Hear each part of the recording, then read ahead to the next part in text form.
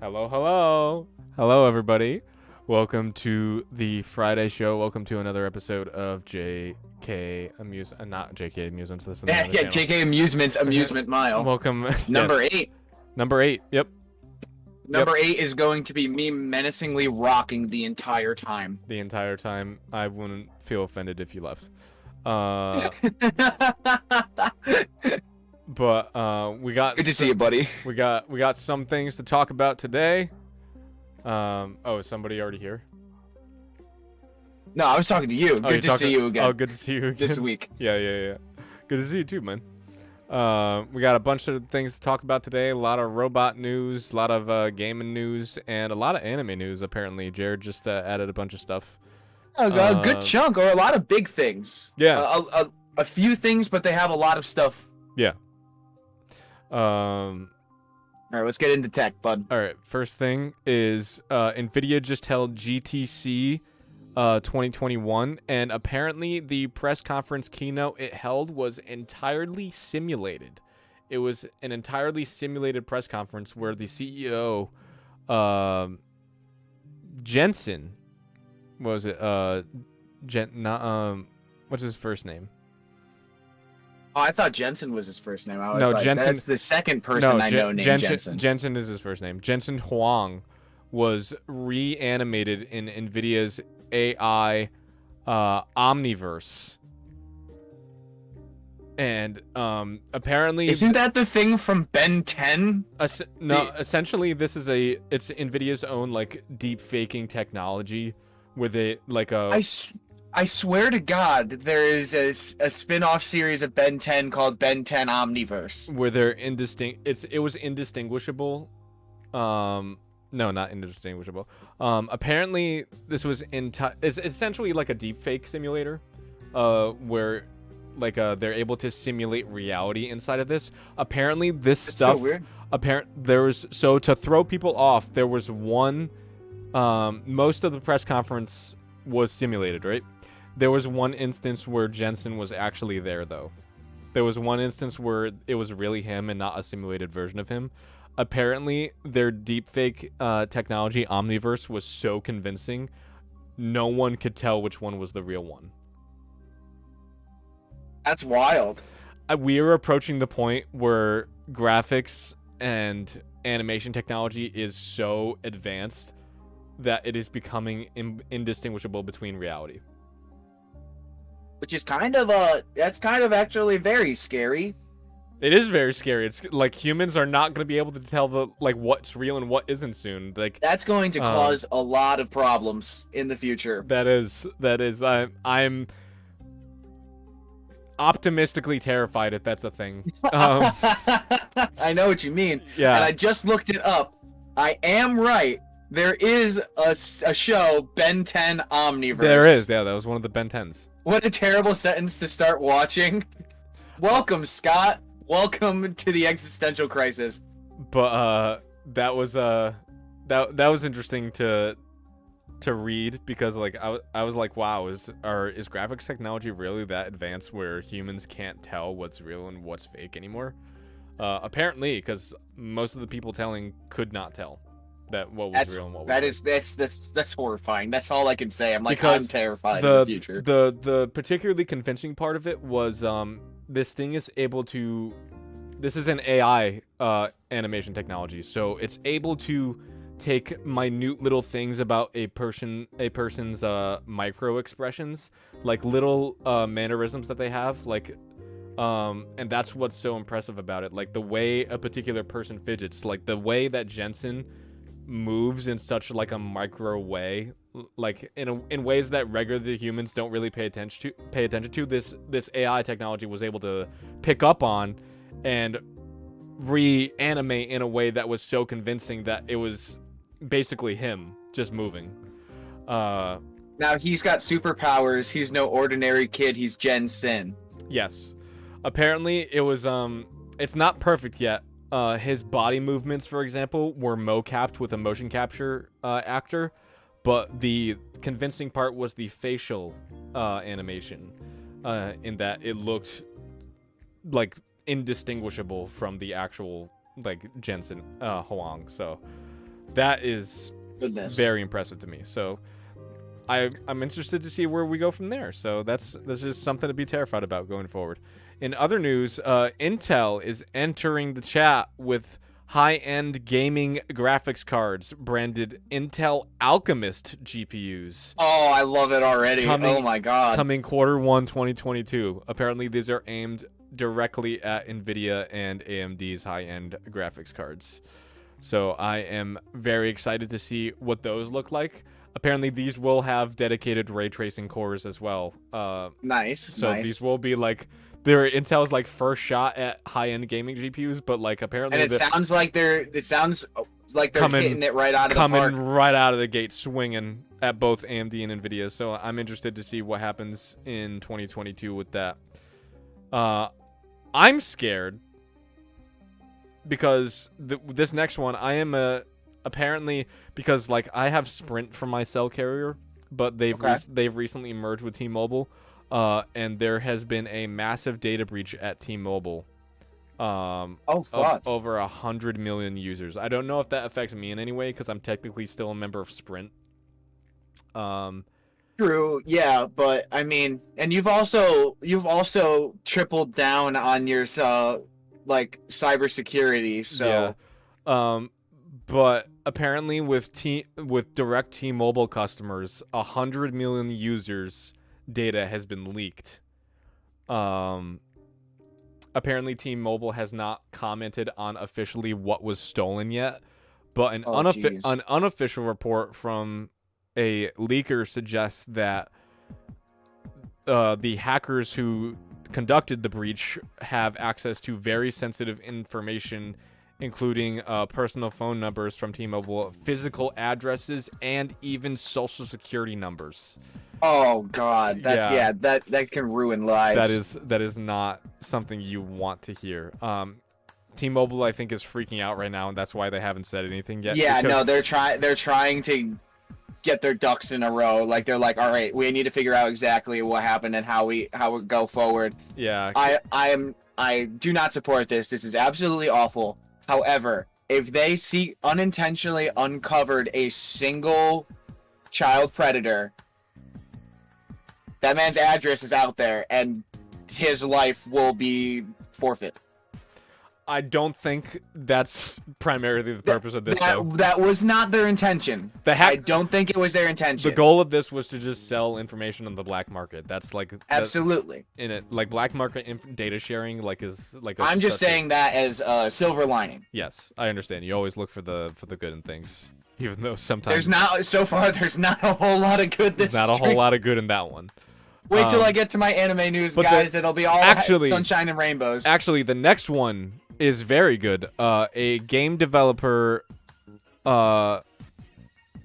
called Nexon, a Korean dev studio responsible for making games such as Maple Story and Dungeons and Fighters, not Dungeons and Dragons. Oh, I remember Maple Story. Yeah, they need to figure out how to publicly lie in a realistically believable fashion. Absolutely. They're trying to figure out the best thing to say to get the crosshairs off of them. Absolutely. They're if you remember, like back a few years ago, I think it was 2017 when Equifax had that massive data breach, and like people's credit card information was leaked to like 100, literally half all of their customers' information, with all of them.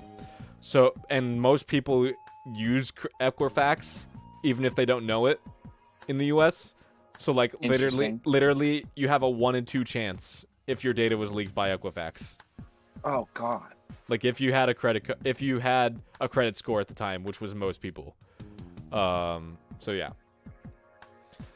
But the Korean dev studio Nexon has recently stood up for its staff, saying that they will not adhere to a crunch culture and force their staff to work extra hours or enforce strict deadlines because they care about their staff. I remember I played Maple Story once as a kid, but my laptop at home like 10 years ago could not run it, but I had always admired it from afar, and I'm happy that the studio behind it is just as like positive. CEO Owen Mahoney recently said at an investor What a name. at an investor call to his investors' faces. He said, "Crunch mode is one of the most pernicious problems in our industry. The charade of launch timing serves little purpose except this dance with equity analysts.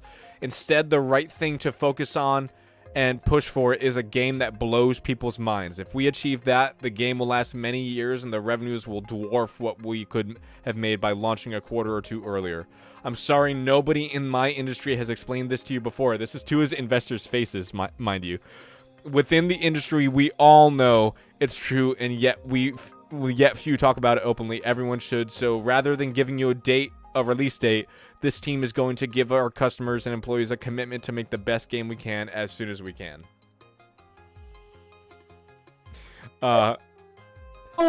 Fucking big is this man's Johnson. He's fine. Owen Mahoney is the chat. His final thoughts on the matter were, "If your primary job is to fill in your Excel sheet spread model, you'll hate our approach. But if you consider your job definition to be making money by identifying mispriced assets in the entertainment industry, we think you'll find our way more lucrative." I need this on a plaque. I love this guy. This is one of the greatest things I've ever heard. I love this guy. This is the people who give him money to do what he does. And he said this to their faces, like they're just there, like they're twiddling their thumbs, like, okay. Like, this guy doesn't care, and I love it. I love it so much. He took command. He is the dom in this investor meeting. I love it. I love it. Like, we need this game devs, like, the developer CEO energy. We need more of this. It's such a stark contrast to, like, people like, especially Activision Blizzard of lately. Yeah. Like, just like frankly dog shit on their staff. And like, this guy is standing up for his staff so much, like, no. Like, I know you guys are giving me money. You're gonna wait like everybody else, just so you can make your quarterly earnings report seem better. We're gonna take our time with this one and make something we're proud of. I love Literally, the Virgin Activision Blizzard, the Chad Owen Mahoney. God, this guy slays. I love him so much. I need to know more about this man. He seems incredible. He seems awesome.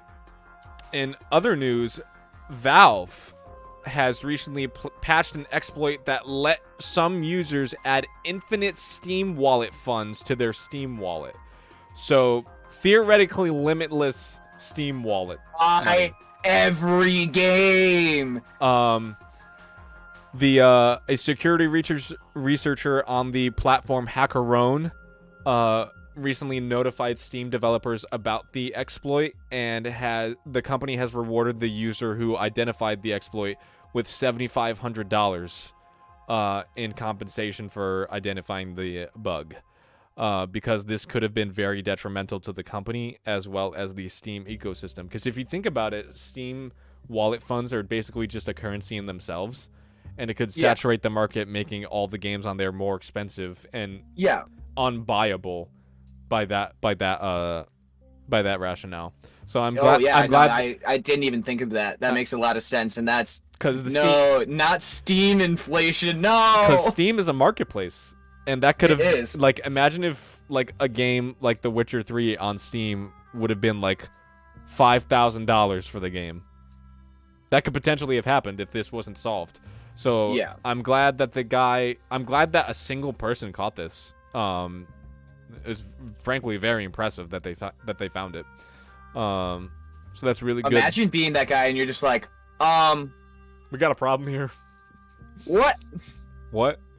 Because like I think the Valve is supposedly working on finding out who has used the exploit so far, if any. Ooh, yeah, that's the next big step to crack down on the people who used it. Funny enough, though, I also just saw, like, either yesterday or this morning or something, in the last few days, a similar but not the same thing, happened on the PlayStation Network, where there was a glitch that, like, demos for games were, like, the full game title. So like, you download a demo, but it's the full game. Oh. So they just recently had to like shut stuff down to fix that as well. Oh, I didn't even know about that. That's crazy, man. In other news, Microsoft is next. Microsoft, watch out. Microsoft is next. In other news, moving on to our headline topic, it appears that OnlyFans is now banning sexually explicit content. Which what a world! What a world! Which in other news, Coca-Cola recently says that they're banning carbonated soft drink beverages. I was like, where the fuck does Coca-Cola come into what this? What I'm basically saying is that like sexually explicit content may not have been the mission statement or the oh my god, Violet, just what if the guy who found the exploit was also he used it, who smelt it, dealt it, he's like, hey, found this exploit, also don't look at my game library. Also don't look at my Steam library, please. But continue. No, but what I'm basically saying is that even though that it is, I think I told you and Simon this a few weeks ago. I was like, yeah, you know, the fact that like OnlyFans is used for like sexually explicit content. It wasn't what it was originally intended and for. it wasn't listed in their terms of service that that's what it was for. It was supposed to be akin to something like a Patreon, basically, but like more personal in that like it's taking this concept of like only fans, like you follow a creator and you get like sort of a behind the scenes into their life. Like maybe they would do like tours of like say it's like someone like a Travis Scott, like someone like weird to think about Travis Scott's OnlyFans considering like what OnlyFans has turned into, but like say Travis Scott had one. I don't know if he even does, but it would be turn into something like like it's like Travis Scott house tour and he puts it on his OnlyFans, or Travis Scott like a garage tour, garage tour, cool cars type of thing, yeah. Show off like his like kitchen cabinet or something like that, like what he keeps in his spice rack, something fun like that. I don't know. I consider like behind the scenes stuff like that for like creators, like certain ones, fun. I don't particularly care what people do in their like day-to-day lives. Like I believe that like they should exercise their right to privacy and use that. Yeah. But it's just, I don't know. This is weird. Like I think a big reason that OnlyFans is going in this direction is largely because of like what Pornhub went through earlier in the year with getting rid of all of their non-verified creators content. To combat CP, which is what we'll refer to that as. Yes, I agree. But another reason for it is like they were threatened by investor pullout, kind of. Like Visa and MasterCard were threatening, from my understanding, to basically stop supporting OnlyFans by pulling their payment processing support. So right. And with that, OnlyFans would have essentially died, basically, because that's like the primary way that people buy OnlyFans subscriptions, through major like credit cards or major debit card holders like MasterCard and Visa. So in order to stay afloat, OnlyFans has sort of made sex workers the sacrificial lamb in order to save themselves. I'm curious to see if they will suffer the same fate as Tumblr back when we were in high school. Oh, I have no doubt that that's where they're headed. Because it was literally like the day after it took effect, they had lost a third of their user base. I have no doubt that's where they're headed. I imagine that they're going to suffer a massive user loss because of this. And also it may end up like, this may have been a situation where they have sort of had to shoot themselves in the foot so they can like, or like saw off their legs so they can get out of the bear trap, so to speak. Yeah. Like that might take a massive hit, but they might end up surviving, whereas like they might not have if they chose to just keep doing things the same. Right. Which is the Throwing same out situation. The baby with the bathwater. Oh no. Yeah. Rip Belle Delphine. You will be missed. Rip. I mean, honestly, they could probably just go to. I mean, what is Patreon's policy on sexually explicit content? Are you can have it. I'm not familiar with it. But like, I don't think I know of. I will say several animation artists or like animators who have sexually explicit content. No, but I'm not talking about like nude art, so to speak. I'm talking about like essentially actually just straight pornography. To clarify, OnlyFans has only banned sexually explicit content, meaning people engaging in sexual acts with themselves or other people. Nude content is still available. So if it's just like nude stills or nude like artistic videos, that content is still allowed. At least for it's art. At least That's for it is considered art by OnlyFans as of now. But this is setting a precedent, so I have no doubt that will be axed down the road. Absolutely, and this whole thing they're claiming is to protect the creators. I don't think that's the real purpose behind it. I think the whole thing is self-preservation. But I don't know. I have personally never used OnlyFans. Nope. So, looks like my camera froze. Oh, it appears your camera. It appears your camera has gone away. It appears my camera has gone away. Hello, everyone. Welcome to Amusement Mile. I'm Jared. All right, hold on. All right, that was a great Amusement Mile. All right, hold on. Guys, stream blacking out for a second while I switch to the webcam. Okay. And there we go. I was about to say, while you were doing that, I can just do my quick PSA. There we go. All right. PSA time. So, fellow users of Discord, if you are, say you're in a call and you see the mute button, there's that little arrow down there. Make sure when you click that little thing, make sure your audio settings are set to the correct audio device.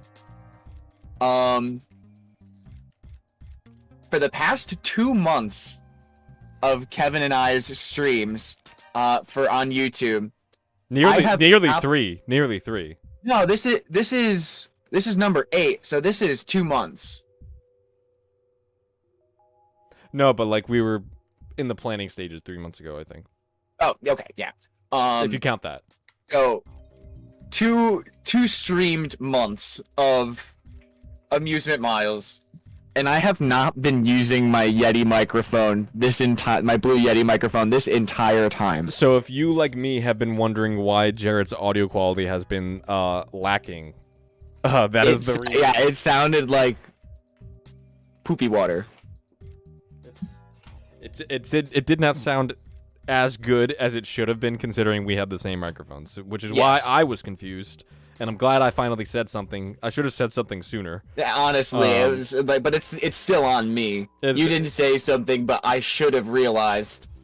Because I was like, something's off. It shouldn't sound like that. It was just so weird. I don't know. Oh, by the way, I also would like to make a PSA. Shout out to my girlfriend, Maddie, for getting me this great camera. She got me a Canon M50 Mark II. So I am going to be making a lot of content very soon. I know I've been saying that for a while now, but like my job has just been so busy. But now that I have, we work at the same place. We do completely different things, but both of us have just been swamped at work. So I am going to be making a lot of content in the very near future. Probably the week after next week. Here goes a Christmas idea for Jay. No, Kevin.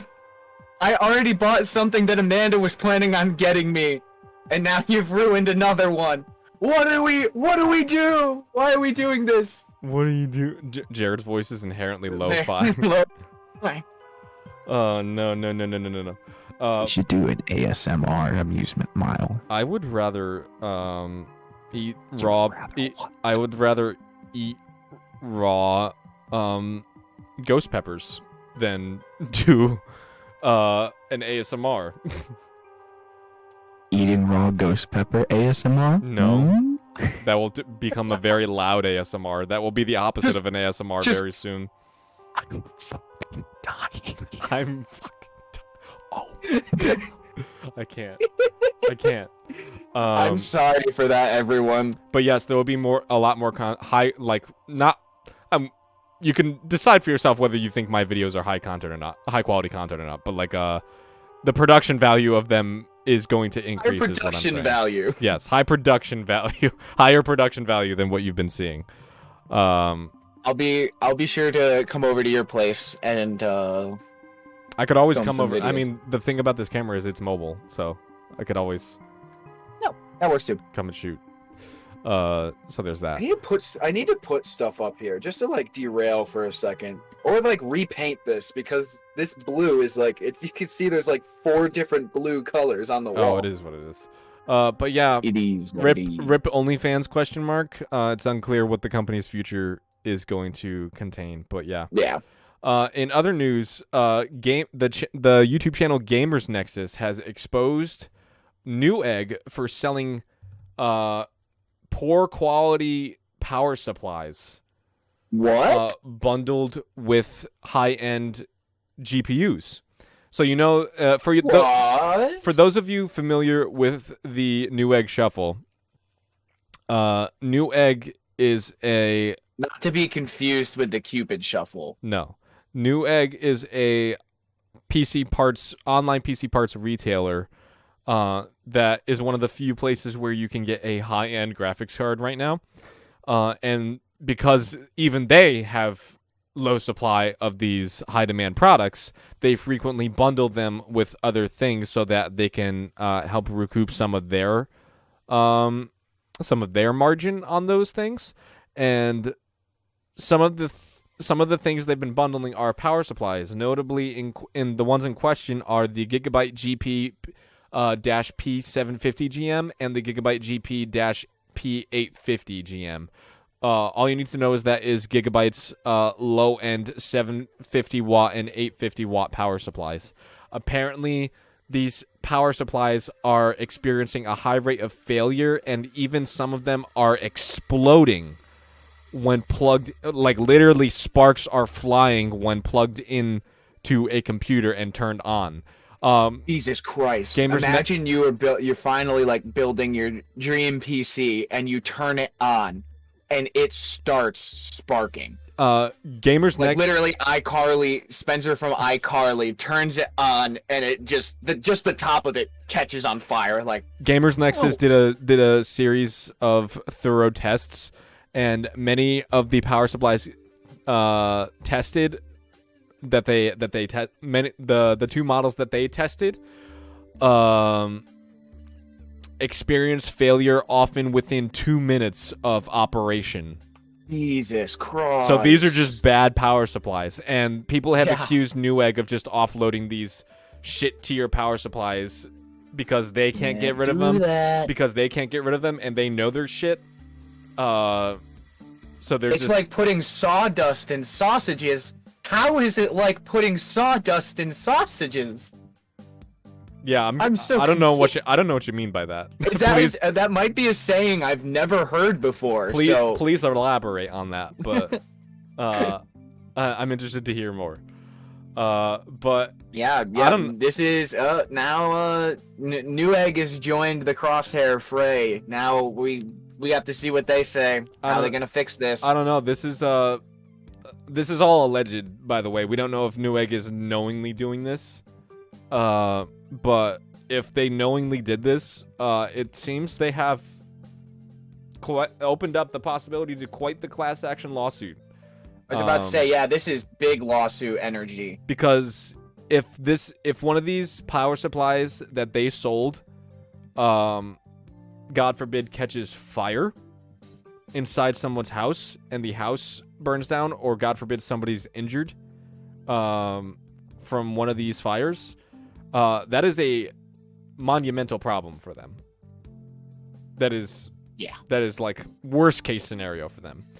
So shout out to Gamers Nexus for identifying the faulty power supplies. Using garbage to stretch out the good stuff. Okay, yeah. See, that makes sense. I actually understand. Yeah, they know you don't want it. They know the graphics cards are what you really want, so they're giving you these because they don't want them either. But yeah, more investigation I think needs to be done on that. Like, at least on the part of like discovering if Newegg knowingly did this or not. Yeah. Okay, Kevin. Now in the news of non-gaming tech, hit us with it. All right. So for those of you familiar with Spider-Man 2, a la the Tobey Maguire, Sam Raimi movies, I'm talking about that Spider-Man 2. You're not gonna drop the GOAT Alfred Molina's name. Oh, Alfred Molina. Yeah, Doc Ock. Yes. For those of you familiar with that movie, if you recall the scene where Doc Ock turns on essentially what is a miniature sun inside of New York, that essentially happened in real life.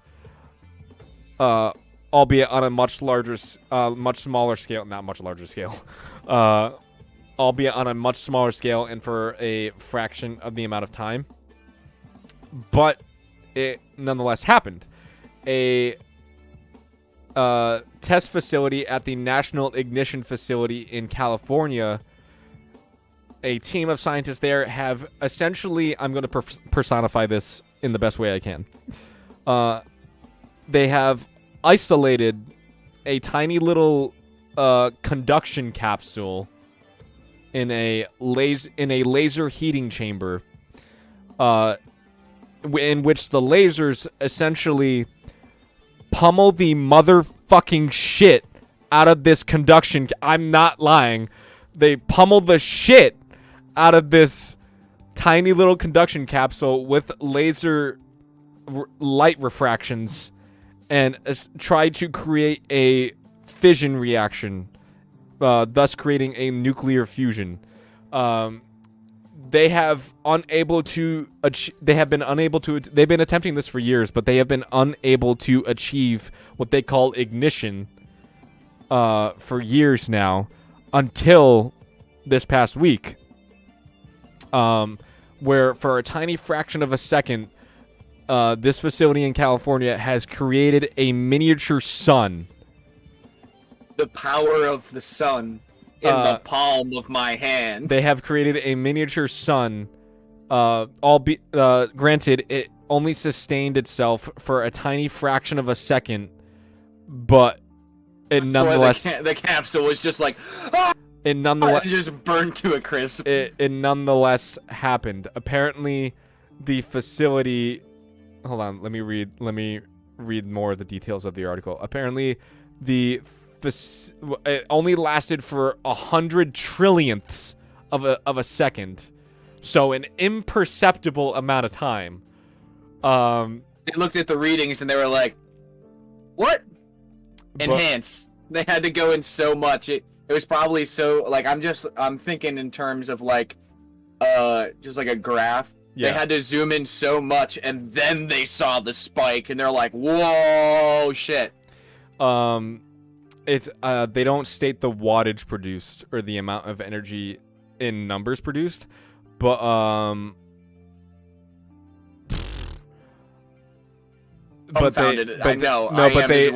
they do say how much was produced by this tiny speck of light.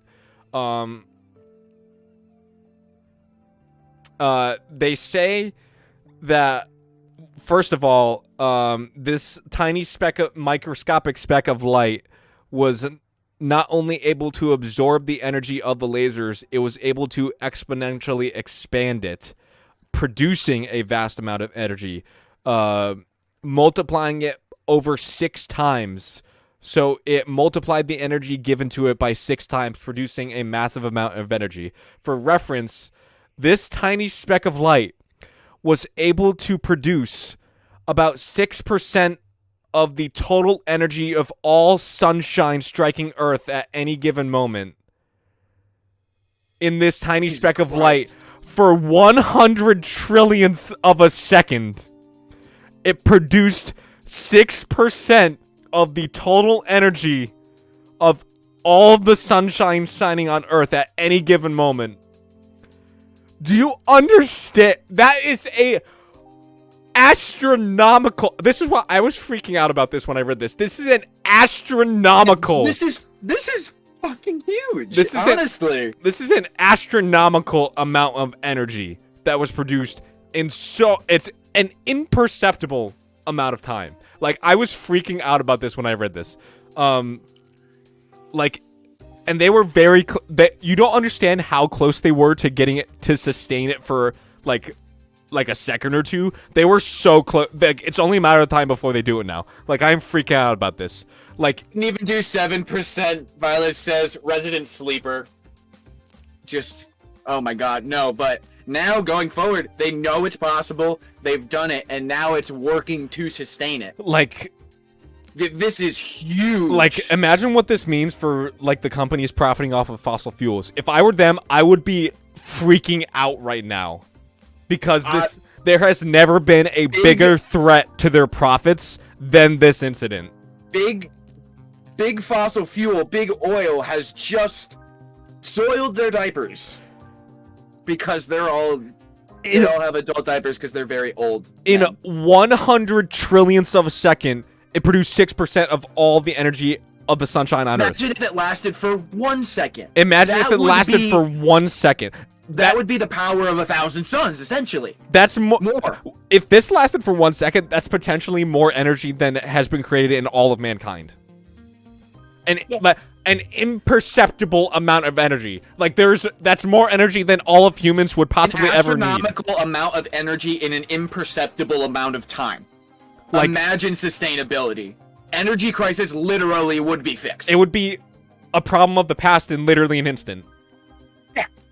Like, there's a reason I was sweating thinking about this now. Look at me! Like, I was so excited when I read this. I was, like, flying off the wall when I read this article yesterday. I was dumbstruck. I can't believe the extent at which modern energy is rapidly accelerating at. Like, obviously they still have a long way to go before making this sustainable, but they are like, this is the first time in 10 years that they have achieved something like this since this facility was established.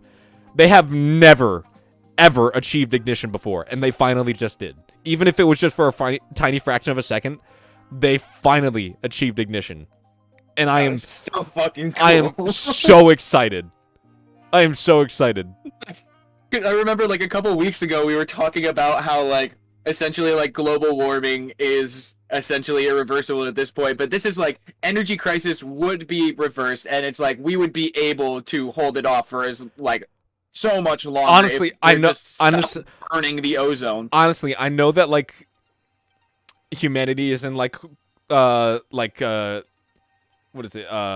The fourth quarter of the game right now.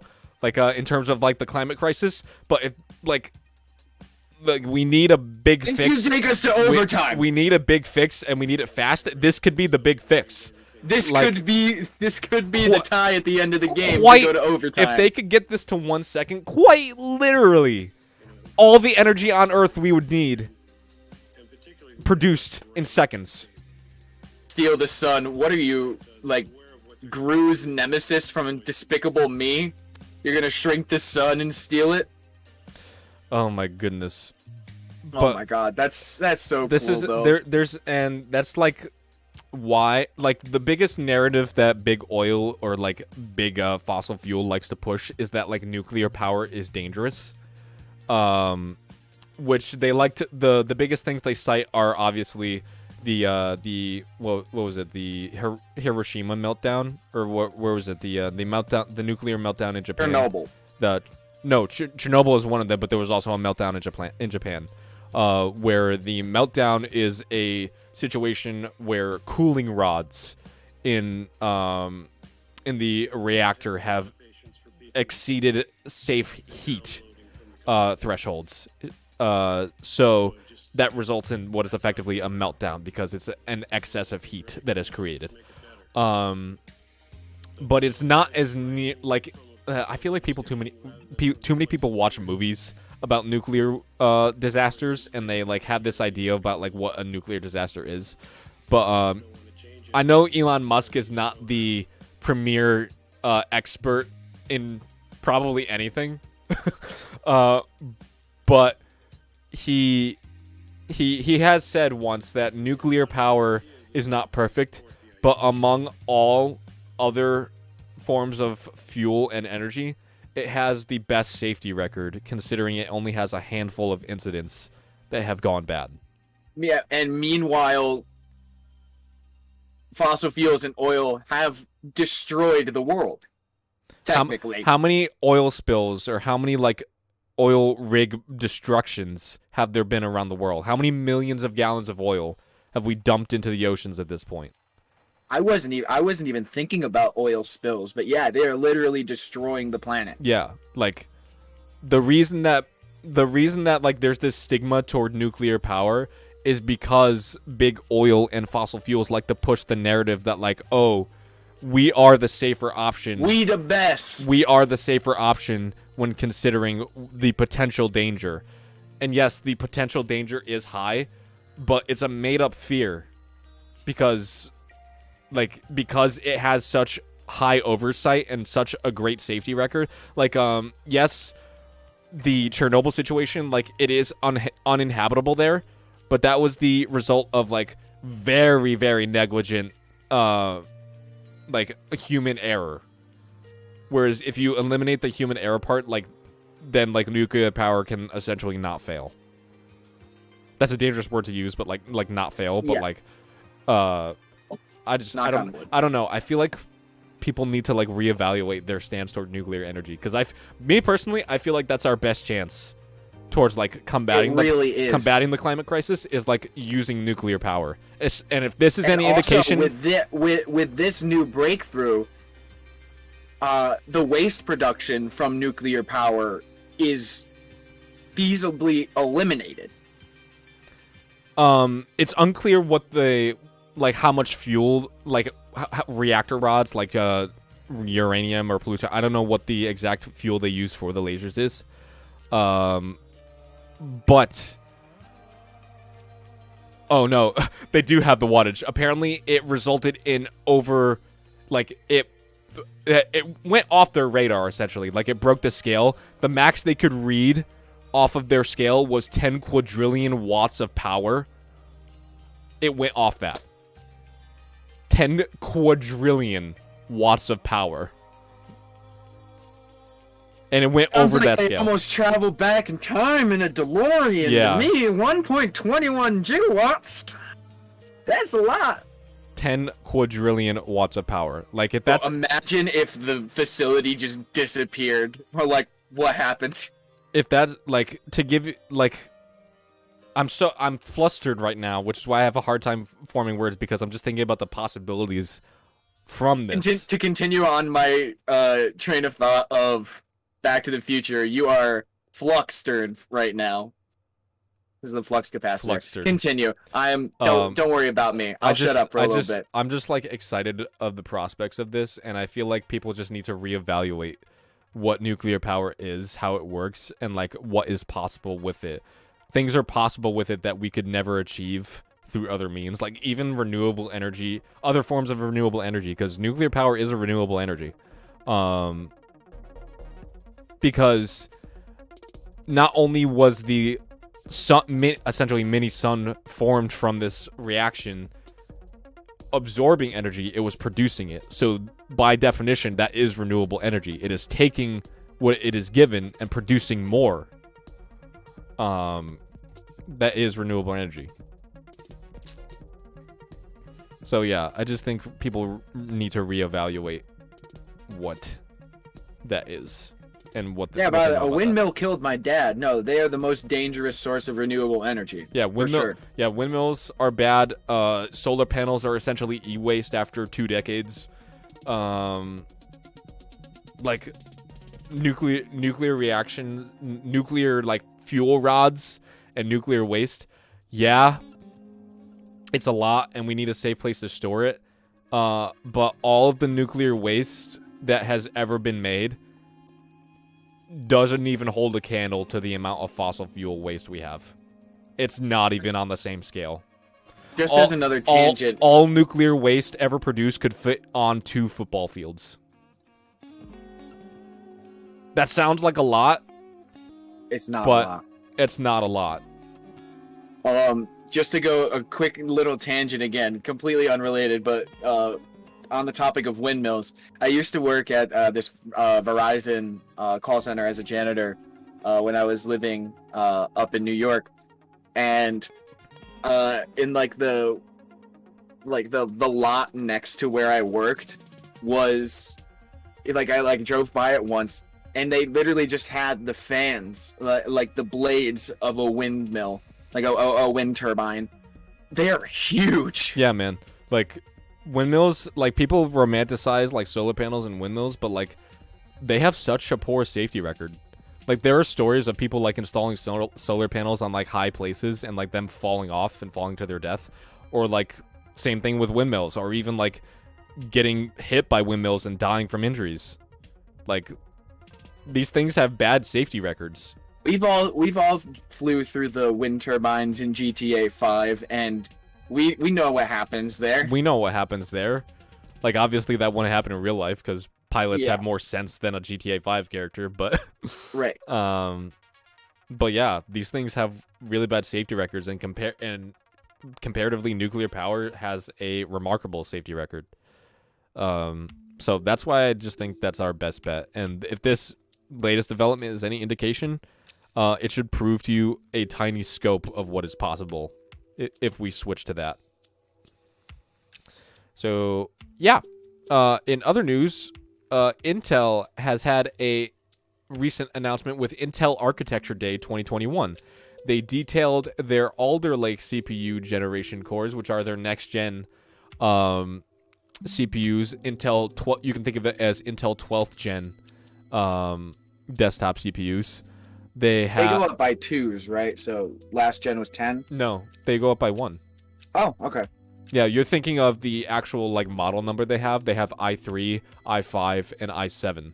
Oh, and i9. Gotcha. i9. But no, their generational numbers are like, think of them like console generations, but like they come out with one like every year, like sort of like phones. Okay. Yeah, they came out with Alder Lake announcing those. They have a new desktop socket, LGA 1700. They have a new mobile chip, and they have something they're calling Ultra Mobile, which I'm supposing... What if Intel starts making phones? I don't doubt it. It seems like that's like a potential like path that they're working towards. Because their mobile chips are going to go inside laptops. Because they're around. But now that they also announced Super Mobile, Ultra Mobile. So I think they're looking to get into, like, if they're not making phones exclusively, using their hardware for phones. Yeah, in the future. I'm interested what they're going to use Ultra Mobile for, because I know mobile is for, like 2-in-1 laptops and like other laptops. But I'm interested. Intel Alder Lake, I think it's their i9, which is their highest end model, has up to 16 cores and 8 performance cores and 8 efficient cores, which means like you have 8 cores that do the heavy lifting and 8 cores that do like sort of like menial tasks in the background. Up to 24 threads, which is interesting.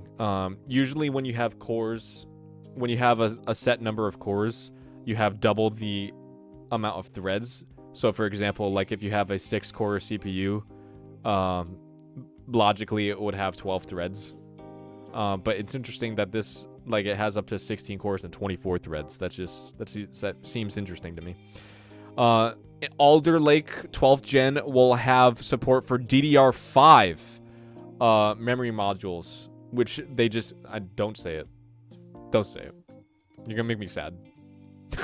You know I want to. Yeah, no, you want... Please. Fight the urge to say it. Continue. Okay. Yeah. Dance Dance Revolution 5, yes! Oh my god. Yes, it feels so good. Okay, I'm really sorry. Continue. Oh god. Okay. Supposedly these will be Alder Lake will be debuting in December of this year, which I am excited about. Apparently, we are going to see allegedly a 30% improvement over 11th gen, which means that Intel will take the lead over AMD in terms of gaming performance again. Which I am interested to see. I love this little back and forth between AMD, and I can't wait to see how AMD responds in turn. It's like the power scaling between Goku and Vegeta. It's great. I can't wait to see how they respond. So that's cool. Speaking of, you read the new Dragon Ball Super chapter? I did. Oh man. I did. Vegeta going hard. Okay, keep going.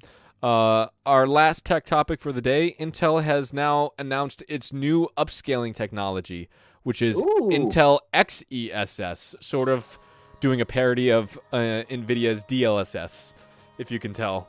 That's great. I love that so much. So yeah, apparently it's going to look a lot like NVIDIA's DLSS 2.0 in terms of quality you can expect. So I'm interested. It looks like Intel is entering the chat with big GPU moves and big CPU moves as well. They've PC enthusiasts like myself has labeled this incident as the Empire Strikes Back, because for the longest time Intel has been the big boy and AMD has been the underdog, and we've sort of witnessed this like coming of age AMD story where they've like sort of fought back against this like massive giant. Don't get me wrong, AMD is a big company, but like compared to Intel, you bitty. I can't wait for another company to wait. Oh, what was it? It was Ryzen's upscaling that they started coming out with. No, that's AMD. AMD is the company. Ryzen is their CPU line for games, for the gaming CPU line. They came out with DLSS. No, that's NVIDIA. AMD came out with Fidelity FX Super Resolution. That's right. So I want them to name it like XLSS, and then it would follow the same trend as DC making Deathstroke, Slade Wilson, Marvel making Wade Wilson as Deadpool, and then DC coming back and making a character named Red Tool, who's literally even more of a ripoff of Deadpool than Deadpool was of Deathstroke. Oh my goodness. And he just has a tool belt. Yeah, but I'm interested to see where they go with this. I'm pretty excited. That's pretty cool. I can't wait to get my hands on an Intel GPU for gaming. That sounds pretty fun.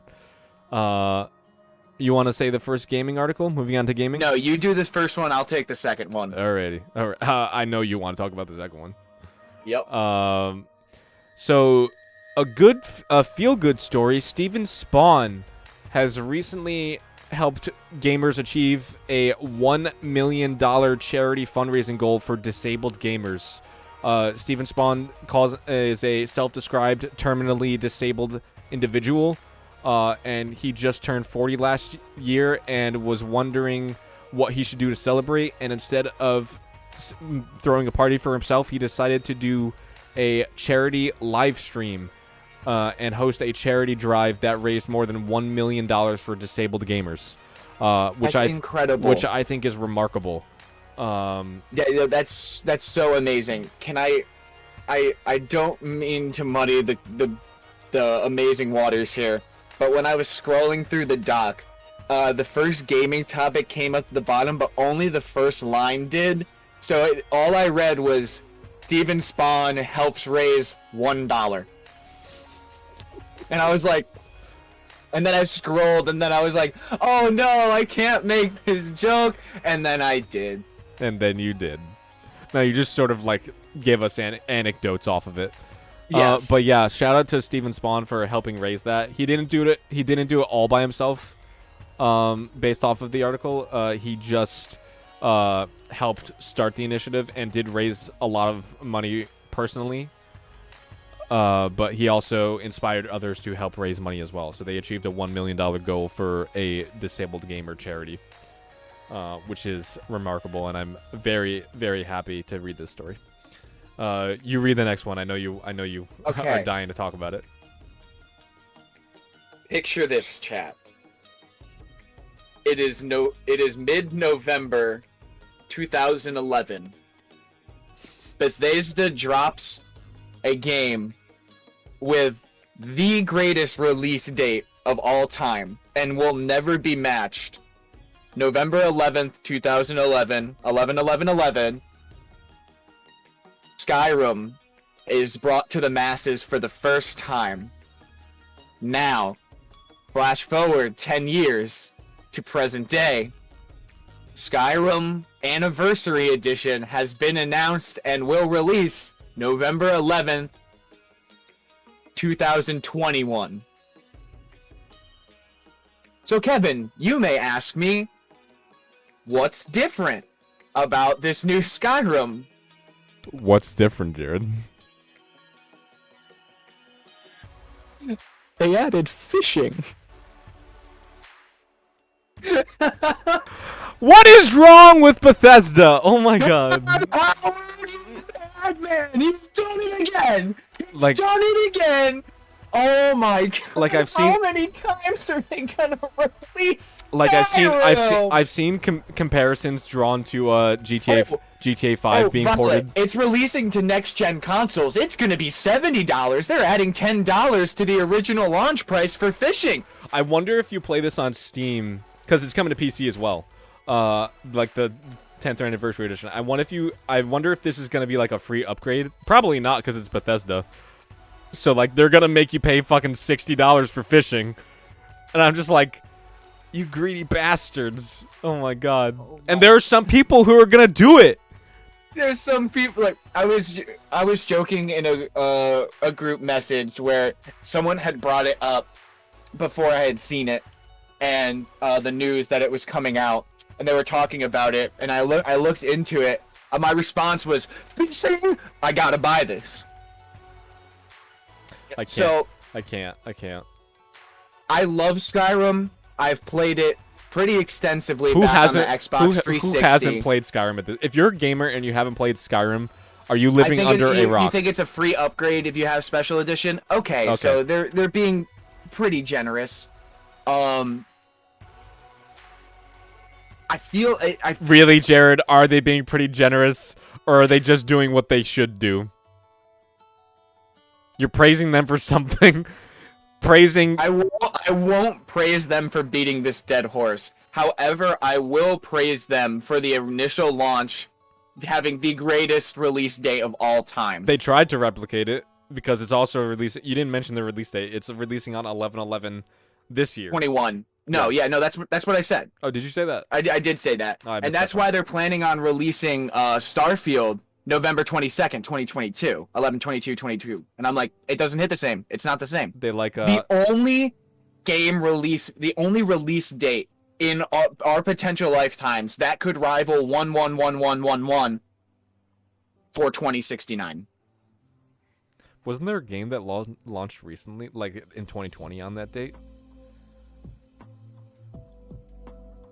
Doom Eternal and Animal Crossing. Did they both? Oh yeah, they both released on the same day on 4/20. Yeah, they've had the best release date of all time. That can't be topped, probably. No, I mean 4/20, but 4/20/2069. That is the only other day you could release a game that will rival Skyrim's initial launch. So and that is the pedestal I will die on. So in 48 years, we have to come back and do our the reunion tour where we're just old men. Episode 11,976 of Amusement Mile. Oh my god. We'll have to come back and revisit that.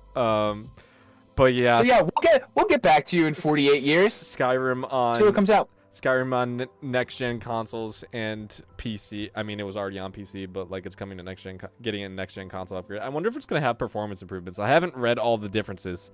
I hope it's like 60 FPS finally, because like it looks like dog shit. At 30, like a 2011 game running at 30 FPS on a PS5. Are you fucking kidding me? I can't wait to buy the X-rated release of Skyrim on 4/20/69. No, guys, that's the thing. The next Elder Scrolls game is going to release on 4/20/69. They're going to beat this poor, broken meat pile of a horse for 48 more years. And that day is also the day the world is going to end. They're not going to stop until Doom and Skyrim run on, like, LCD holographic car tires. I don't even know. That's made up. That's a made-up thing, but now that I said it... Now that you said it, now I'm like, now actually, that would be pretty cool. Now Todd Howard is like... Imagine watching that thing spin around and be like, oh, where's the cheese? I need all my cheese. Oh, God. All right. That's great. Next up, I'm actually excited about this. We might be getting a GTA remaster. This is we might be getting a remaster of Grand Theft Auto 3, Vice City, and San Andreas. And wait, I was kidding on the last topic. Are we actually back in 2011? Wait, no. Back in 2011... That was almost Grand Theft Auto... It's just a bit! Stop blowing up my spot! No, 2011 was, GTA 4, I know. No, 2008 was when it was released, but, like, that was the mainline one until... I think 5 came out in 2013, right? Yeah. People have, by the way, drawn, like, such comparisons to, like, wow, the GTA being brought to freaking 3 generations of consoles, Skyrim being brought to, like, every platform known to man, including ones that no one would want to play on, such as Alexa and a smart toilet. That's not a lie, by the way, that's real. You can play Skyrim on Alexa and a smart toilet. You might ask, how do you play? There's no screen. Doesn't matter. You could still play. Imagine you're taking a mean number 2, and your smart toilet says you can't fast travel when enemies are nearby. Imagine you have diarrhea and your toilet makes the Fus Ro Da sound. That would be actually pretty sick. I would start shitting even more from laughing. Oh my goodness. But yeah, we might be getting where this actually looks fairly credible. This is only a rumor, but it looks fairly credible. We might be getting a remastered trilogy of GTA 3, Vice City, and San Andreas. I'm excited because I believe, if not for 5, I believe that San Andreas is the best Grand Theft Auto.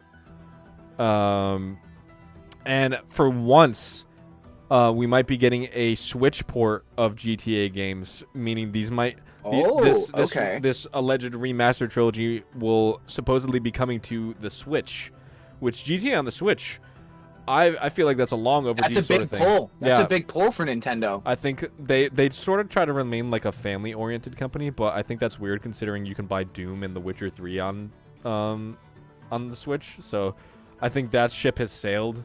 So I think they should just like allow GTA on the Switch. I don't think GTA 5 can run on the Switch. Probably I don't think so either. Probably not. Too big. I mean, it probably will. It's too big. No, I mean it's too big. Oh, file size? Yeah. I mean, they got Doom running on the Switch. I mean, I just don't. No, and also I mean, just like game size, like it's just maybe like story it can handle, but I don't think it could handle GTA Online. No way. Oh no, I'm not talking about GTA Online. I'm talking about just like single player. Okay. Yeah.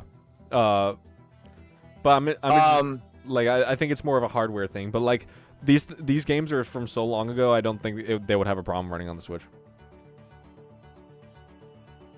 I just glanced at the next topic. Yeah. Can we move on? Because I have thoughts. You want to read that? No.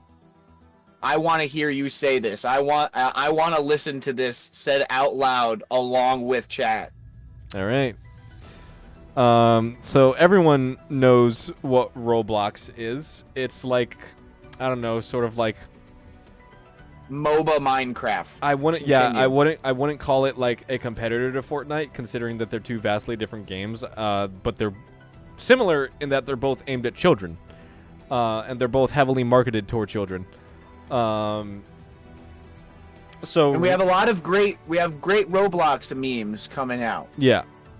Recently, some users have taken to sort of reenacting. Whoa, awesome! They're doing reenacting old like battles from the Revolutionary War and stuff. No, they're reenacting mass shootings of recent mass shootings in Roblox. And they're sort of reenacting these, most notably the 2019 mass shooting of Christchurch, New Zealand. I'm sorry that I laugh at this. I'm in disbelief that this is happening. I don't think it's funny. Oh my god. But yeah, this is like, apparently Roblox has been banning the people responsible, which is a very, very good thing. I don't think they should be allowed on the platform anymore. I would hope they were banning them. But they've been having trouble catching them, which is why ban these people, because apparently this has been going on since the Christchurch shooting. Again, I'm in disbelief. I don't find this funny at all. Checking my imaginary watch / calendar. That's 2 fucking years. Yeah, and obviously this is disgusting. And Roblox says that the reason that this slipped through the cracks was because their human review process is flawed, and that they can't catch everything. So this just kept slipping through the cracks. It's a pretty big slip, though. Yeah, and it's a game largely aimed at children again. So I'm just, I don't know. This is like so awful that this would be, let alone a game. Period. Let alone a game aimed primarily at kids. I don't have any words to describe how I feel about this. This is just awful. And Roblox has commented saying they don't obviously they have to do some damage control, saying they don't tolerate racism, discriminatory speech, or content related to tragic events in any way. But yeah, this is for people that are from New Zealand and just want to search up a Christchurch server. They are frequently greeted with Christchurch reenactments. There are multiple. And I just what's the fucking gain from that? I don't get it. There's not, and there's no excuse for it. It's just people laughing at a tragic event.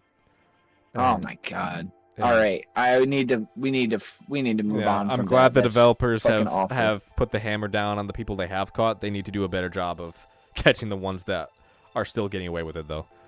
All right, so moving on.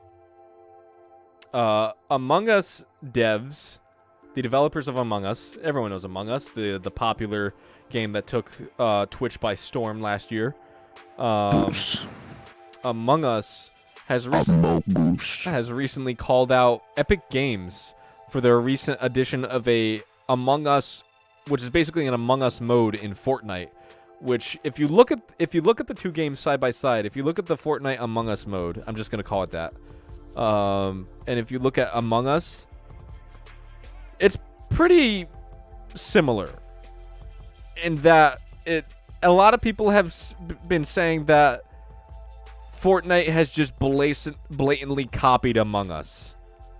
And I'm kind of upset about this, considering that Epic Games is a large gaming conglomerate, and they seem to have copied the innovative idea of a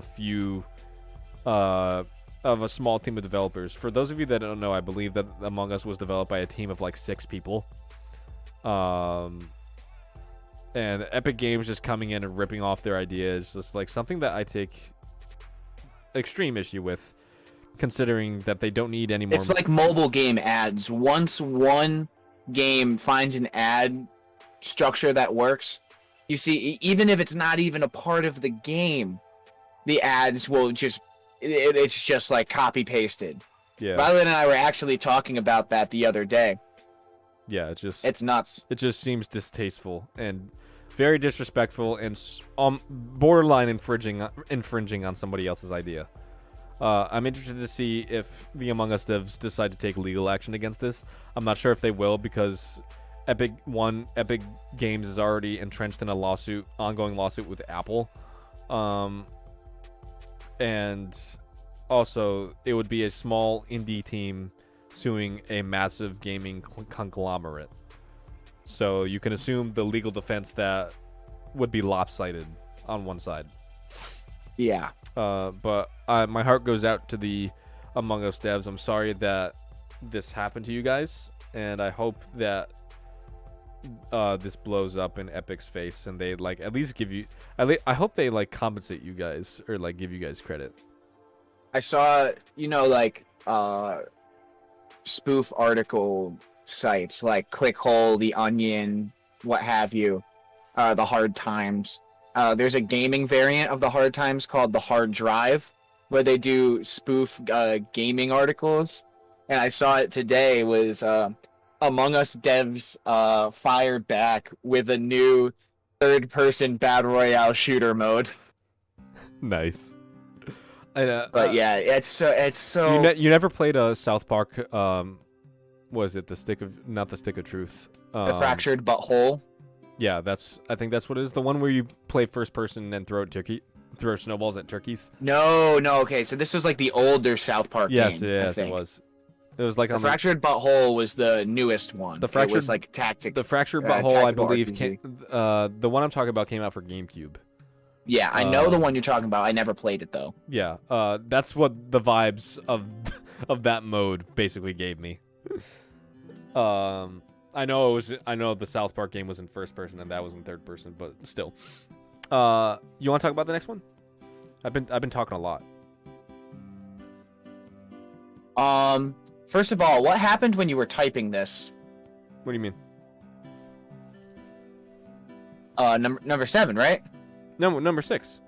Oh, I thought you had just did that. I'm sorry. I'm looking at something else that we didn't add to the doc, but I wanted to talk about. Oh, I don't know what I did there. I just added in. Kevin had a stroke writing the word board. I just started writing in binary, I guess. No, you started writing like that one character from Homestuck, that like all the L's are 1s, all the A's are 4s, 3s are E's are 3s. I don't know what I did there. No. But you talk about this because I'm gonna talk about the last two. I'm gonna talk about something that we didn't add to the word list. Okay. So another day, another harassment allegation for another game dev. This time it's Ubisoft Singapore. Ubisoft Singapore has had multiple harassment claims against it filed recently, and it is currently being investigated. Ubisoft, I believe, just Ubisoft in general is being investigated for harassment allegations and a corporate culture not dissimilar to Activision Blizzard. But yeah, it seems like every time we turn around, there's another company harassing its workers. So, there was a time when I was like, all I wanted to be was a game developer, and it's times like this I'm like so glad that I didn't. Yep. It's just like these people make it absolute hell for someone to do what they love. It's just fucking awful. It's very sad to see. All right, well, do you want to get sadder? Because I've got more heartbreaking news. All right, I don't know about this. It's not in the doc. I mentioned it before we started briefly, but so, the Brazilian voice actor for Mercy from Overwatch, Christiane Luiz, has been murdered. The suspect confessed, saying that it was in self-defense, claiming that Christiane was possessed by the devil. So it was like a missionary killing, which is just awful. No word on what's the word I'm looking for? Conviction, or like what his sentencing is. It was reported that he was helped by his mother, but Christiane Louise had voiced was the Brazilian voice actor for Mercy in Overwatch, Cortana in Halo, Bayonetta, a legend from League of Legends. She had been doing this since 1994, and just my heart breaks. And like the community, online community, the most frequently has been like they've been like sharing their love and their sorrow online for her family and friends, with Mercy's cry upon resurrecting comrades, which is heroes never die. And it just breaks my heart that this stuff can happen. Yeah. I don't understand what drives people to those links. I don't know. I just think this person is crazy. And I feel like it's like there's like a culture of like mega fandom where like because someone is a fan of a creator or of like an actor or an artist or something, they feel like they inherently are friends with the person just because they are involved with their content. And they have this like delusional relationship where they are friends or they are somehow involved in that person's life. And it's just these like dangerous fanatics is a good word for them. These dangerous fanatics who like just have these like fantasies of how they are involved in these like creators and these like actors and like celebrities' lives, and it's just like I don't know. Yeah, there's a problem. So regardless, our hearts go out to absolutely her family and those close to her, and she will be missed. Yep. And I'm praying that this absolute monster gets his due justice. All right, you keep going. We've been too sad for too long on this stream. It's actually been I think the most depressing stream we've done. I know. Let's get some good news in here. So the Avatar Last Airbender board game, called Avatar: The Last Airbender, Avatar Legends, the role-playing game. This is a tabletop board game, tabletop RPG. Well, it's a board game still. Tabletop RPG based on Avatar: The Last Airbender. Has recently demolished its Kickstarter goal. Apparently it had a $5 million target, and it has. I believe it got like first day it hit 2 million, like day 4 it had hit 4 million, and like I have several friends who have donated to the Kickstarter.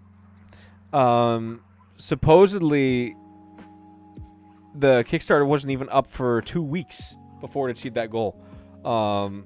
Their original funding goal was $50,000, and they achieved $50,000 in 16 minutes, which is remarkably impressive. I'm very impressed with this. For context, just for comparison, an unofficial Dungeons and Dragons spin-off board game, which was previously the biggest ever tabletop-funded campaign on Kickstarter, that achieved $2.1 million in funding in 30 days. This achieved over $5 million in less than 2 weeks, which is and it's still going. Remarkably impressive. At time of you can still back it. It's still open. at the time of this viewing, it has the project has amassed $5.8 million in funding, and the next milestone is $6 million, which they are sure to achieve in the next few days. Is the 6 million one that like token, that flower token, or was that one already hit? I don't know. Because I remember talking about this. I remember talking about this RPG board game like last week when I was up visiting New York. Yeah. No, I'm not sure on that one. I don't know the details on that one. Our last bit of gaming news: Cyberpunk 2077 has recently dropped to just $10 on Xbox One and PS4. That is presumably because they still run like dog water on those platforms. Do not buy it on those platforms. You will not have an enjoyable experience. On those platforms. Even $10 is too much of an asking price. It should be free. And even then, on those platforms. And even then, you might want to uninstall it anyway, or might not even choose to install it on those platforms. On PC, I love it. It's a great experience on PC. I haven't got it on PS5, and I don't plan to, but on PC, it's a lovely experience. If you have a good graphics card, which luckily I have a decent one. But yeah, don't buy it if you have a PS4 and an Xbox One. It's not even worth $10 for those consoles. How the mighty have fallen. It's just a couple of days ago, it was sitting at $40 asking price. Which is very, very interesting. They're even giving away steelbook cases at Best Buy, which steelbook cases usually don't even come with the game. You usually have to pay like $30 for the steelbook case. They're like, just for the case. Please buy our game. Please buy it, because they took such a massive loss on it. Please. All right, that's just a fun story. Lord. You take us away with anime. Okay, so boys, I don't know how, but we did it. Everyone that I harassed to say, even if you don't watch anime, or even if you don't watch this show, give it a thumbs up on Netflix so we can get it. Record of Ragnarok is officially getting a second season. We did it! I don't know how we got a second season, but because there were so many complaints about season 1's animation, most infamously, the PowerPoint slide presentation fight between Adam and Zeus. Adam being human number 1. So I think the hype for the fight, plural, the next fight, the first fight of season 2, the hype for that specific fight is what pushed over the edge of all of the complaints. But now, because there's a second season coming, I think the studio is like, okay, we have to step our game up, and I honestly think season 2 will be, I'm hoping season 2 is going to be a big step up from season 1 animation wise. I actually think it might be a lot better if they even took like a fraction of the criticism they've received online from season 1. I don't want to spoil it, but I can't wait for the first fight of season 2. It's got two big names from mythology and real life. You know both of them. Honestly, the first fights 1 and 3, I didn't know the combatants at the time of watching, so it was interesting to see where they had come from. But everybody's heard the name of the fighter on the side of the humans in the first fight of season 2. Everybody knows who. Well, no one knows who he is, but everyone knows the name. I'll leave it at that teaser. So yeah, we expect that at some point. As of right now, they've just released a hand-drawn sketch of like promotional for like, we're doing a second season. So great stuff. We did it. We got the second season. I'm proud of us. in other news, we have a lot of JoJo's Bizarre Adventure content to cover. It's like epic rap battles of history. Jesus Christ versus Albert Einstein. Okay, I read the manga for it. I can't remember if Einstein was in the crowd. It's had like Johann Sebastian Bach in the crowd and like a bunch of like famous humans over time that aren't fighters. But Jesus Christ is also in the crowd. It's fucking great. He showed up in the recent chapters because one of the gods fighting is Buddha. And we get to meet Buddha in season 2. We get to see him for the first time because we didn't see him in season 1, I don't think. I actually stopped watching it halfway through season 1. So I should watch the rest of it to get hype for season 2. But I digress. We have a lot of JoJo's Bizarre Adventure content to cover. First off, just like 2 days ago, part 8 of JoJo's Bizarre Adventure, JoJolion, the manga has completed. It released its final chapter, chapter 110. It has been running for 10 years, like 11 years, which is insane. But with the ending of JoJolion, we got 2 big announcements. One being a pending title. It's not confirmed if this is the title, but we have a pending title for part 9, which is JoJo Lands. I hope it's a pending title because it's essentially the same thing as JoJolion and they sound the same. And like all the way through the series, the names have been so cool. JoJolion was kind of lame, but it was cool because it had JoJo in it. So we were like, I bought it. But JoJo Lands, come on. You had Phantom Blood, Battle Tendency, Stardust Crusaders, Diamond is Unbreakable, Golden Wind, Stone Ocean, Steel Ball Run, JoJolion, JoJo Lands.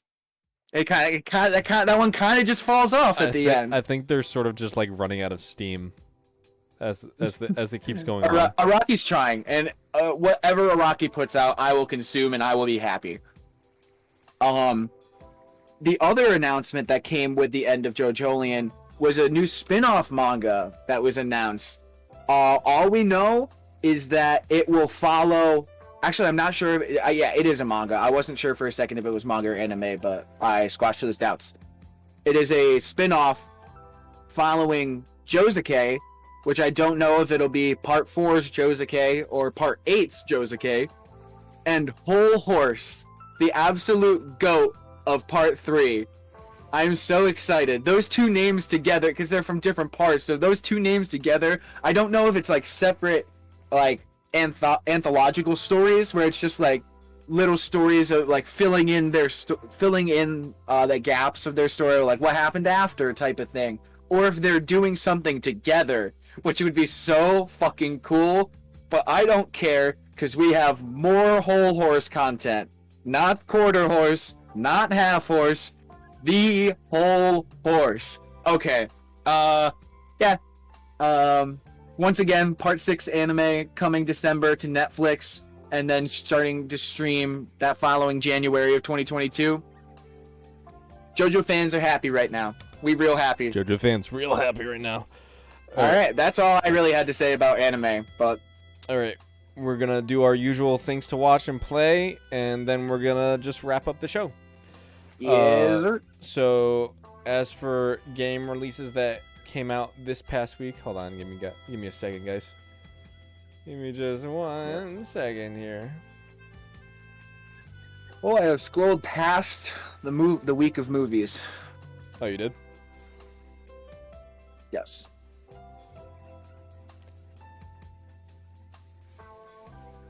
Oh, speaking I don't think we've covered it. Oh no, we did last week. But Lawnmower Simulator is out, and that's just... I was talking about that to the maintenance guys at work. I'm really excited for Lawnmower Simulator. That just looks so hilarious. Play this little indie number called Binding of Isaac, Pretty Unknown. I'll have to look into that. I swear to God, if you touch another game and decide to stream a full game before you play The Witcher 3, It's interesting you brought this up now because I was gonna wait until after we did the what to watch, but I'm gonna wait till I have a graphics card to do Witcher 3 stream. You don't That gets need to watch Kevin though. lose his mind. You don't need to though. I have it on PS5, but I don't. I'm so used to streaming with capture like card. my setup here. Yeah, capture card. You said graphics card. I was like, you know, you have no, one, right? no. I meant if I misspoke if I said graphics card. I meant capture card. Yeah. And I just don't want to buy it full price because I got it for free on PlayStation. So I am gonna do it. It's literally at the top of the list. But as of right now, I'm gonna be streaming Jedi Fallen Order today. Oh, just because that's on console currently? Yeah. And I have Jedi Fallen Order on Steam. Oh, so you don't have it on console? I don't have Witcher on console. No, oh God, no. What's happening to this conversation? I have Jedi Fallen Order on Steam, not on console. I have Witcher 3 on console, not on Steam or whatever service it's on. Okay, I was under the impression that you had both on both places. No. I'm sorry to break your heart, but it was funny you brought it up. I was gonna wait till after we did the what to watch to say that. It's fine. In reality, you're probably not gonna play it until about the 10-year anniversary of the game anyway. When did it come out? 2015. Oh no, I'll get to it. At the latest, honestly, like January 22. But I don't think it would take that long. It's not latest like probably March 22 because you're gonna be tied up with Elden Ring. Oh no, don't worry. My weekly schedule is gonna be. It'll change up. Like it's not just gonna be Yu-Gi-Oh! Binding of Isaac and another game forever. Oh really? That's just what I'm doing right now. Gonna keep it fresh. You gotta keep it fresh. All right. So, recent releases. God, this is just not loading. This is a dog water website.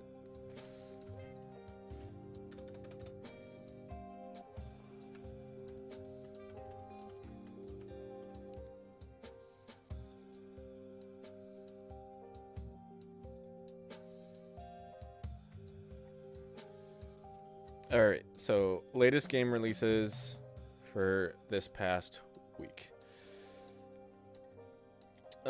We have... Ooh. Oh, that's interesting. Blair Witch recently got ported to PSVR. Which is interesting. Oh my gosh, that'd be terrifying. Which is interesting. Did you play Blair Witch? No, but I watched you play it. Dude, it's crazy. Not as scary as something like Outlast, but I still enjoyed it quite a bit. Road 96 has come out for Switch and PC. Greek, but not the country, Memories of Azure has come out for next-gen consoles, Switch and PC. Humankind has come out for PC. That's supposed to be a rival to Civilization. Marvel's Avengers War for Wakanda expansion is finally out for all next-gen consoles, PS4, Xbox One, Stadia, and PC. Young Souls is out on Stadia. If you have Stadia, I'm sorry. Stretch, but I don't want to show my sweaty pits. Okay. Monster Train is out for Switch. Quake, which I is don't the like Quake the connotations of Monster Train. which is the Quake 2021 remake. Okay. Is out for next-gen consoles, PS4, Xbox One, Switch, and PC. Recompile is out for next-gen consoles and PC. Rims Racing is out for next-gen consoles, PS4, Xbox One, Switch, and PC. The Veil Shadow of the Crown is out on Xbox One and PC.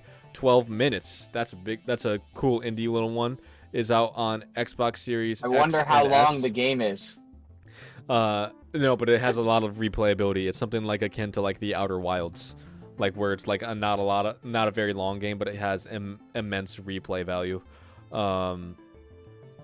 Xbox Series 12 Minutes is out for Xbox Series X and S, Xbox One, and PC. Arietta of Spirits is out for PS4, Xbox One, Switch, and PC. Ghost of Tsushima Director's Cut is out for PS4 and PS5.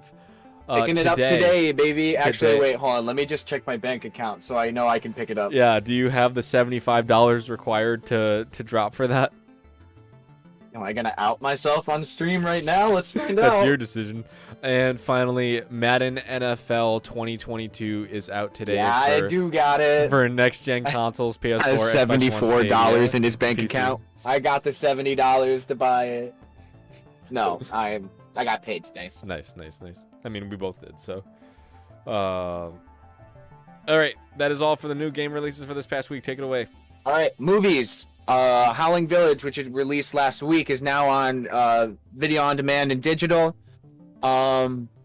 Today, we've got the releases that came out today. Reminiscence, that new Hugh Jackman movie, which actually looks really cool.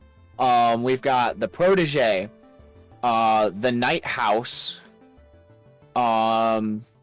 These are all nationwide releases. Paw Patrol, the movie. We got a Paw Patrol. What the hell? Reminiscence is also same day release on HBO Max. I might actually that sounds. I'll have to look into that. We have Risen on video on demand and digital. Flag Day limited release. Confetti limited release.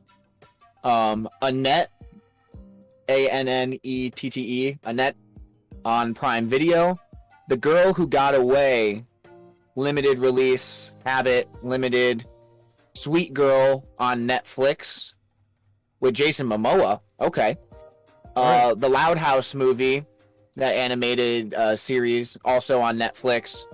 Demonic, limited release. Crypto Zoo, limited release. Rare Beasts, starring Billy Piper from Doctor Who fame, limited release. Ma Belle, My Beauty, limited release. It might just, oh no, it is Ma Belle, My Beauty. So it's just that in 2 different languages. Limited. Last Man Standing, limited. And On Broadway, limited. Just a quick shout out. One of my brother-in-law's good friends is in the credits for like set work for The Night House, which is a nationwide release, which I thought was really cool. I just saw him post about it on Facebook this morning, and then I'm like, oh shit! And I was reading it. I was like, I recognize that movie poster. Nice. It's really cool. So, go Sampier. Nice. All right. So that's it for movies. Alrighty. I just want to say, coming out this coming Monday, Witcher: Nightmare of the Wolf. Get excited. I'm watching that with Maddie day one. Like I gotta. Get excited. Vesemir looks so hot. Dude, he looks hot.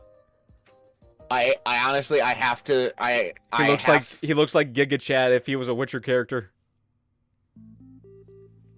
All right, on to TV. Yeah. Hard season 3 is on HBO Max. Untold season 1, Deal with the Devil, is out on Netflix. Go Corey Carson season 5 is out on Netflix. 9 Perfect Strangers season 1 is out on Hulu. Diary of a Future President season 2 is out on Disney Plus. The Defeated season 1 is out on Netflix. Memories of a Murderer, the Nilsson tapes, is out. Oh, that's a movie. Out on Netflix though. Oops. Oopsie. Sweet Life Los Angeles season 1 is out on HBO Max. 5 Bedroom season 2 is out on Peacock. Yes, Peacock. You already talked about the Paw Patrol movie. The Chair season 1 is out on Netflix. Everything Will Be Fine season 1 is out on Netflix. Comedy Premium League season 1 is out on Netflix. Truth Be Told season 2 is out on Apple TV Plus, and Growing Up Animal season 1 is out on Disney Plus. And that is all she wrote, ladies and gentlemen, for this week for Amusement Mile. That is all we have to say to you guys. Thank you so much for watching. We will see you guys next week. Same time, same channel. And thank you guys so much for watching. Yep. See you next. And if any of you guys are still around, in about 20 minutes, I'll be going live on my Twitch channel, BillingBall007, to play some Jedi Fallen Order. I'm so sorry. I really do want to play Witcher 3. How long are you going to stream for? It's not a bit. How long are you going to stream for? Probably like at max like 3 hours, but that still takes us to 8, and that's still. But like, honestly, I'll probably do like 2 hours, just a preliminary stream. Yeah, because I'm gonna order pizza. Yep. Yep. We're going to cope with how depressing this stream was by playing Black Ops 2 Zombies on the PS3. Oh. Sad just got here. Don't be sad that you missed it. Be happy that you can come watch me stream on Twitch. Watch the VOD. It'll be uploaded right after we end the stream. Watch the VOD.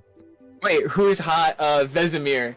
Geralt's mentor, right? Yeah, his teacher. But it's young Okay. Vesemir. It's young Vesemir. Chef's kiss. All right. All right. Thank you guys so much for watching. Here, everybody. Thank you guys so much for watching. We'll see you guys next week. Same time, same channel.